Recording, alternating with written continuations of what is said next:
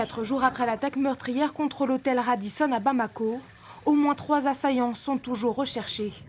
La prise d'otage a été revendiquée le jour même par le groupe djihadiste Al-Mourabitoun, soutenu par AQMI, Al-Qaïda au Maghreb islamique.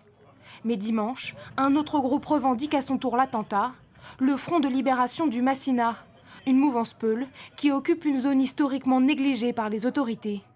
Cette fois, c'est Ansardine, un autre groupe djihadiste du Nord, qui l'aurait aidé. Pour ce journaliste spécialiste de la région, cette double revendication souligne bien les dynamiques contradictoires. Il y a une extrême fluidité, une très grande porosité, des passerelles entre des mouvements. On peut avoir été militant chez l'un, puis passer avec armes et bagages chez l'autre. Le marché de la terreur et du djihad est hautement concurrentiel. Il s'agit évidemment de séduire des recrues, des volontaires, mais il s'agit aussi de s'assurer les largesses de certains bienfaiteurs, notamment dans les pays du Golfe. L'objectif est aussi de montrer que le processus de pacification, engagé depuis l'année dernière, est fragile. Tous ces groupes armés actifs, qu'ils soient touaregs ou djihadistes, empêchent l'établissement d'une paix durable.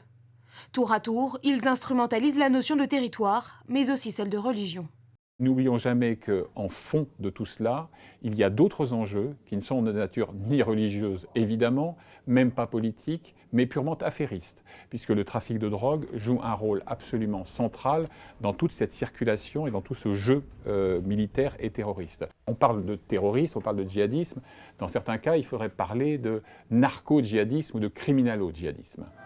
Même si Daesh est implanté à plus de 4000 km de là, l'ombre de l'État islamique se fait sentir auprès des groupes djihadistes.